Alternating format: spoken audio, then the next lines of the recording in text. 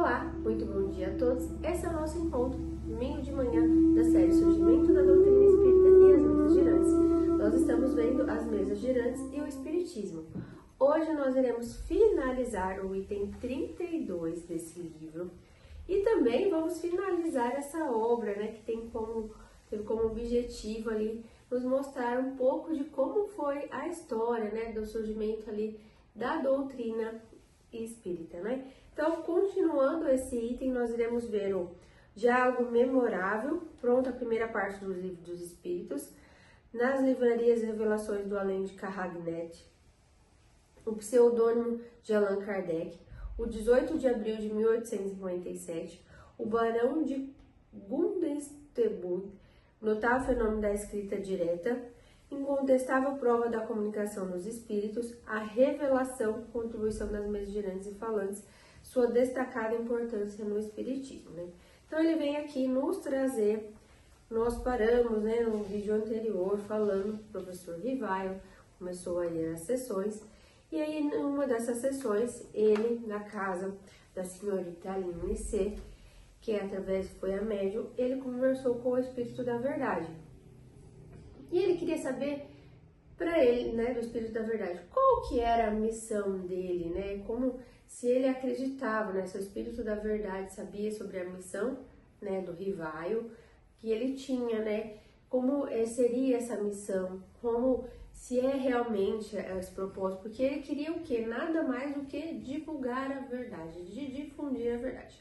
E aí o Espírito da Verdade vem falar para ele que a missão dele, como ele já tinha dito, era assim, difundir a verdade, trazer uma nova revelação, mas que isso tudo ele deveria fazer em silêncio, porque se ele levantasse alvoroço, ia prejudicar todo o trabalho que ele estava fazendo.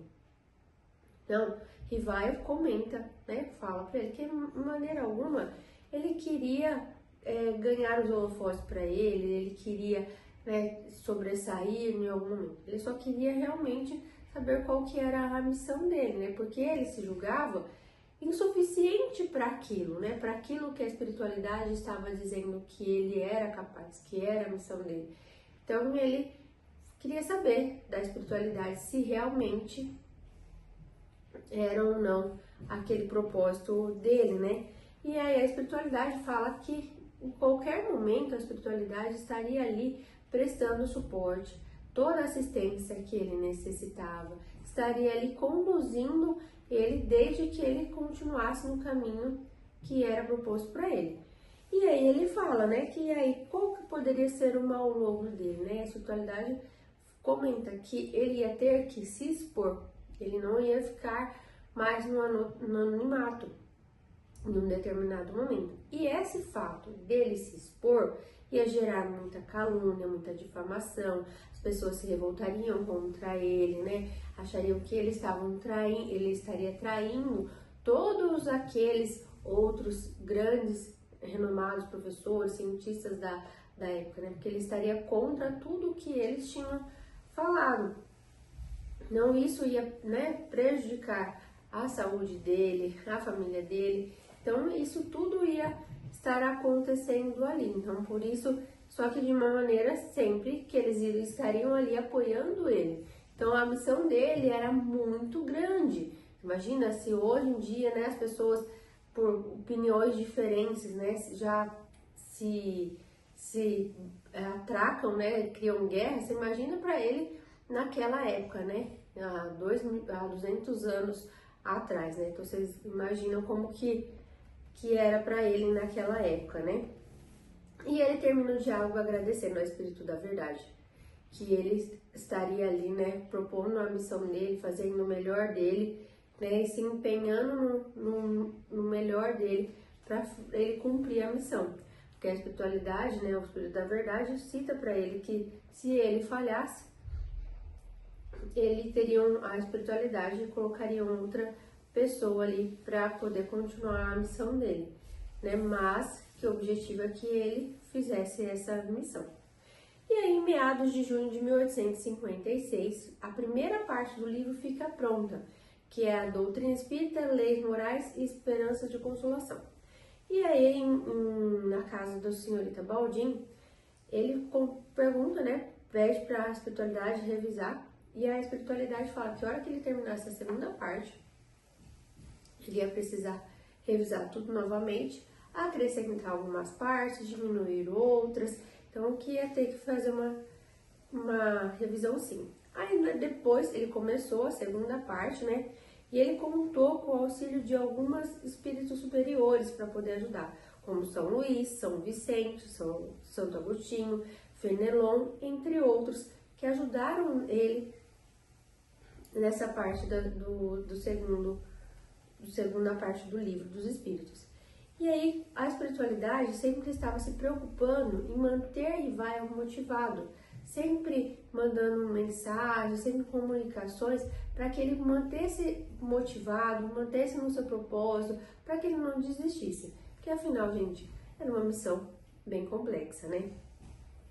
E no meio de tudo isso, né, nesse meio tempo, uma sensação aconteceu em Paris, que foi o livro do conceituado Afonso Carragnet, que ele publicou falando, abrangendo diversos assuntos referentes aos amplos planos de vida, né? E assim, em setembro de 1856, na casa do Sr. Baldin, através da Sra. Baldin, novamente, a espiritualidade vem falar para Kardec que está muito satisfeita com o objetivo que ele tem feito com o trabalho dele, que eles estão cada vez mais satisfeitos com o empenho que ele estava tendo, e eles assinam com muitos espíritos, né? E para concluir esse livro, mais de 10 espíritos estavam ali, mais de 10 médiuns, comunicando e orientando o Rivaio para que ele concluísse. Enfim, chega ao final, a conclusão da sua obra, né? Em janeiro de 1857. Estava pronto o primeiro livro, o Livro dos Espíritos.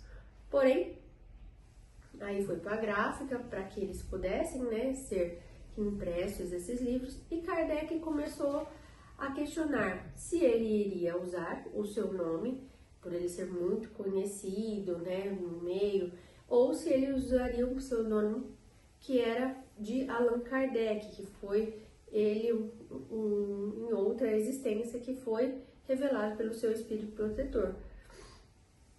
E ele decidiu, então, como era auxílio de várias pessoas, de vários médios, para que aquela obra ficasse pronta, então usar o nome de Allan Kardec.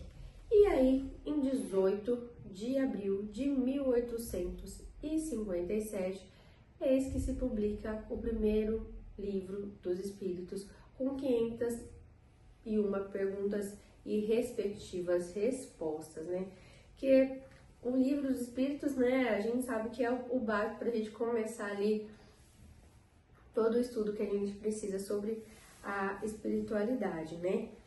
E gerou, claro, uma grande repercussão, né? E aí também, em 1857, na França, surgia um outro livro curioso, que é do Barão de Guldenstubbe, que ele também vem trazer a experiência de mais de 50 pessoas com as manifestações ali, e também gerou grande repercussão, né? E aí, ele vem nos dizer, né, que o objetivo do Livro dos Espíritos era o marco inicial de toda a doutrina espírita, e que foi importante o início ali das mesas girantes e falantes durante um tempo para gerar essa curiosidade, gerar diversas opiniões, para que até então que despertasse em Kardec esse interesse e sim conseguisse publicar o Livro dos Espíritos, e trazendo ao mundo, né, várias pessoas que eram contrárias, abalaram os céticos, né? Então gerou também ali o Livro dos Espíritos um grande alvoroço, mas também um grande esclarecimento e um marco muito importante para a doutrina, né?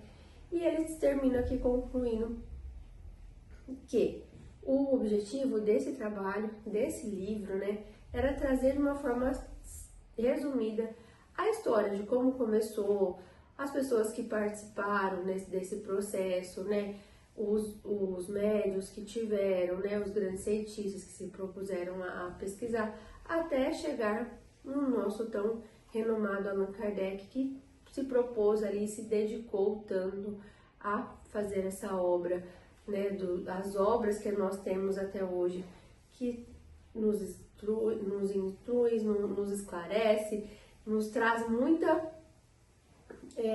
noção do que é a doutrina espírita. E com certeza, gente, é muito importante a gente ver e rever todas essas obras, porque conforme a gente vai passando, a gente vai amadurecendo, vai formando opiniões, e às vezes uma coisinha que nós vimos lá no Livro dos Espíritos, se você já estudou, estude novamente, que você não percebeu, você vai perceber, porque a nossa mente vai abrindo, né? Vai ampliando o nosso conhecimento e a gente vai internalizando tudo isso, né?